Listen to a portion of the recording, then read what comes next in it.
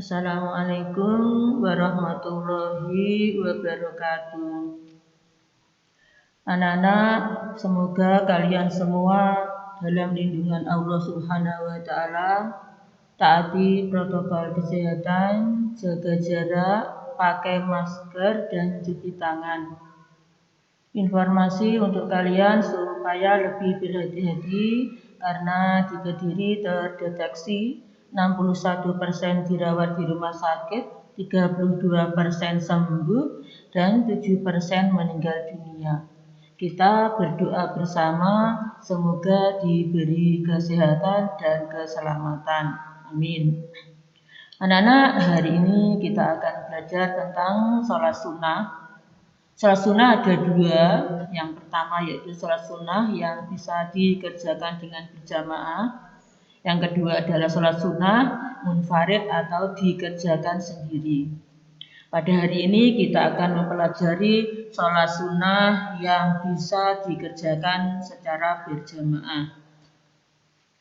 Sholat sunnah secara berjamaah ini ada 5. Yang pertama yaitu sholat Idul Fitri. Yang kedua sholat Idul Adha. Yang ketiga sholat kusuf atau gerhana matahari. Yang keempat sholat khusuf atau gerhana bulan. Dan yang kelima sholat istisqa yaitu meminta hujan. Baiklah anak-anak, yang pertama sholat Idul Fitri. Sholat Idul Fitri adalah sholat sunnah 2 rakaat yang dilaksanakan pada hari raya Idul Fitri, yaitu setiap tanggal 1 Syawal setelah melaksanakan puasa Ramadan 1 bulan lamanya. Sedangkan hukum melaksanakan sholat sunnah ini adalah sunnah muakkad, yaitu sangat dianjurkan. Waktu untuk melaksanakan sholat Idul Fitri adalah sesudah terbit matahari sampai tergelincirnya matahari pada tanggal 1 Syawal. Tata cara pelaksanaannya anak-anak, yang pertama yaitu membaca niat. Usolli sunnatal Idul Fitri rakaataini ma'muma lillahi ta'ala untuk para jamaah. Pada rakaat pertama, sesudah membaca doa iftitah, lalu bertakbir sambil mengangkat tangan sebanyak 7 kali.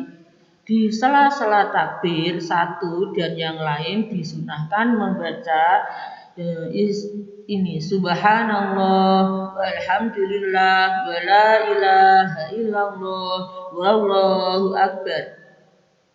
Kemudian setelah takbir 7 kali tadi anak-anak, lalu membaca tasbih tersebut dianjurkan membaca surat Fatihah dan membaca surat-surat dalam Al-Quran yang agak panjang. Yang keempat yaitu pada rakaat kedua setelah takbir berdiri kemudian membaca takbir 5 kali sambil mengangkat tangan, dan di antara setiap takbir disunahkan membaca tasbih seperti pada rakaat pertama tadi. Kemudian membaca surat Al-Fatihah dan surat-surat pilihan. Yang kelima yaitu sholat fitri ini ditutup dengan salam. Setelah itu khotib mengumandangkan khutbah 2 kali. Khutbah yang pertama dibuka dengan takbir 9 kali dan khutbah yang kedua dibuka dengan takbir 7 kali. Ada pula yang melaksanakan khutbahnya hanya 1 kali, tidak apa-apa anak-anak. Sholat Idul Fitri ini para jamaah dianjurkan untuk bersalam-salaman setelah selesai. Kemudian mereka pulang dengan mengambil jalan lain, jalan menempuh jalan lain yang berbeda dari berangkatnya tadi. Kemudian sampai di rumah bermaafan dengan keluarga. Nah, yang kedua, sholat Idul Adha. Sholat Idul Adha adalah sholat yang dilaksanakan pada hari raya Kurban atau hari raya Idul Adha. Sholat ini dilaksanakan pada pagi hari tanggal 10 Dzulhijjah, bertepatan dengan pelaksanaan rangkaian ibadah haji di Tanah Suci. Nah, untuk tahun ini anak-anak, insya Allah besok hari Jumat itu dilakukan sholat Idul Adha ya anak-anak ya. Semuanya lakukan sholat, maka pada hari ini nanti perhatikan betul ya materi tentang sholat duha ini. Sholat duha ini dilaksanakan oleh orang yang ada di rumah, artinya yang tidak melaksanakan ibadah haji. Karena orang yang sedang melaksanakan ibadah haji tidak disunahkan melaksanakan sholat idul adha ini. Tapi untuk orang yang tidak melaksanakan ibadah haji, sunnah muakkad hukumnya melaksanakan sholat idul adha ini. Tata caranya yaitu dengan membaca niat usolli sunnatal idul adha rakaataini ma'muma lillahi ta'ala, itu untuk para jamaahnya. Baik anak-anak, yang ketiga sholat kusuf atau gerhana matahari. Sholat sunnah kusuf atau gerhana matahari ini adalah sholat sunnah yang dilaksanakan ketika terjadi gerhana matahari. Hukum melaksanakan sholat ini adalah sunnah muakkad, yaitu sangat dianjurkan. Waktu pelaksanaan sholat kusuf adalah mulai terjadinya gerhana matahari sampai matahari kembali tampak utuh seperti semula. Ketika gerhana sudah mulai terjadi, para jamaah berkumpul di masjid. Lalu salah satu jamaah menjadi muadzin dengan menyerukan panggilan sholat. Sholat gerhana ini dilaksanakan dengan berjamaah dan dipimpin oleh seorang imam. Perbedaan antara sholat kusuf dengan sholat sunnah yang lain yaitu pada sholat kusuf terdapat di setiap rakaatnya ada 2 kali bacaan Fatihah, 2 kali rukuk dan 2 kali sujud, sehingga dalam 2 rakaat salat kusuf terdapat 4 kali membaca surat Al-Fatihah, 4 kali rukuk dan 4 kali sujud. Adapun tata caranya yaitu dengan membacanya usolli sunnatal kusufi rakaataini ma'muman lillahi ta'ala, untuk para jamaahnya. Setelah takbiratul ihram untuk yang kedua dan selesai membaca doa iftitah, dilanjutkan dengan membaca surat Al-Fatihah dan surah-surah yang panjang di dalam Al-Quran. Yang ketiga anak-anak yaitu rukuk. Rukuknya ini yang agak lama dan panjang dengan membaca tasbih sebanyak-banyaknya. Kemudian yang keempat i'tidal dengan ucapan sami Allahu liman hamidah. Tangan kembali bersedekap di dada. Kemudian membaca surat Al-Fatihah dilanjut dengan membaca surat Al-Quran yang lainnya. Yang keenam, kembali melakukan rukuk yang panjang dengan baca tasbih yang sebanyak-banyaknya. Kemudian yang ketujuh, i'tidal lagi dengan ucapan sami Allahu liman hamidah. Kemudian yang 8 anak-anak sujud seperti biasa, tapi sujudnya juga dipanjangkan.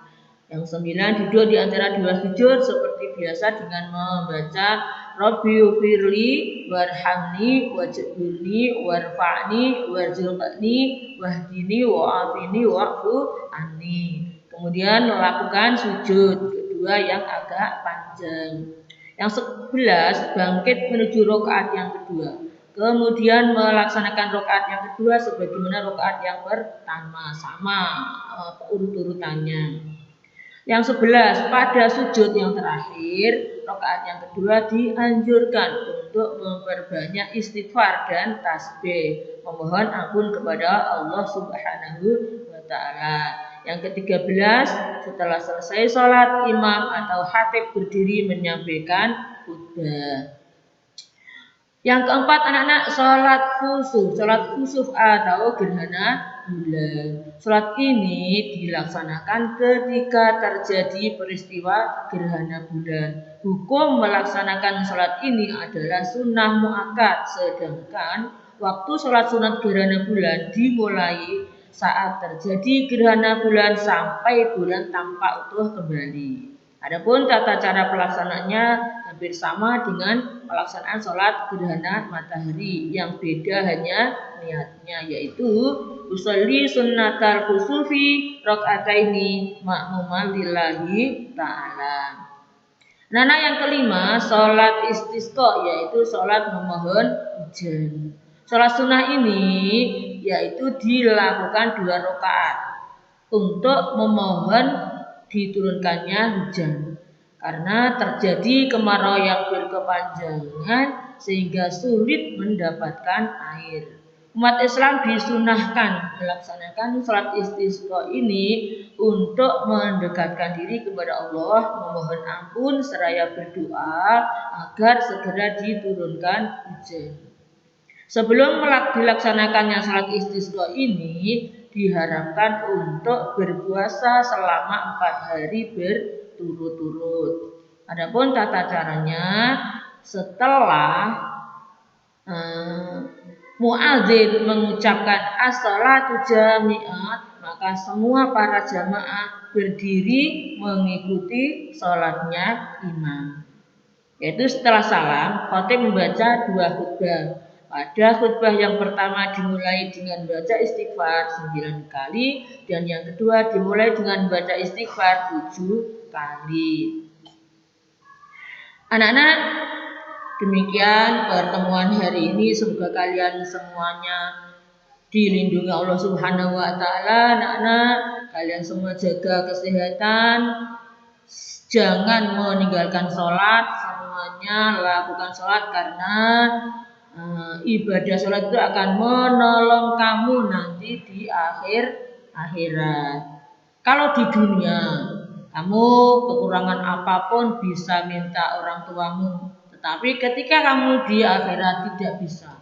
Kamu semuanya harus memiliki amalan sendiri untuk mempertanggungjawabkan amal perbuatanmu. Salat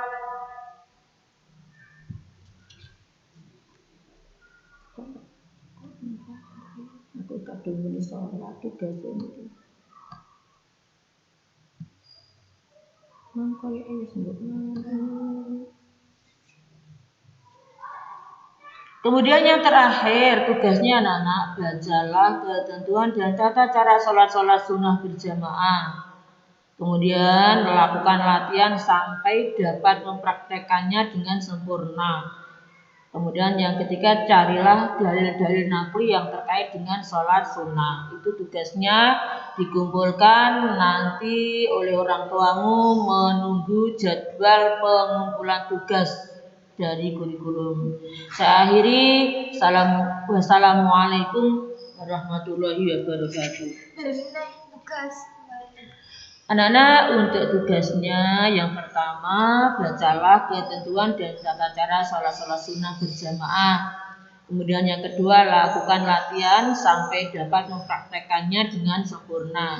Dan yang ketiga, carilah dalil-dalil naqli yang terkait dengan sholat sunnah. Demikian pertemuan hari ini saya akhiri. Wassalamualaikum warahmatullahi wabarakatuh.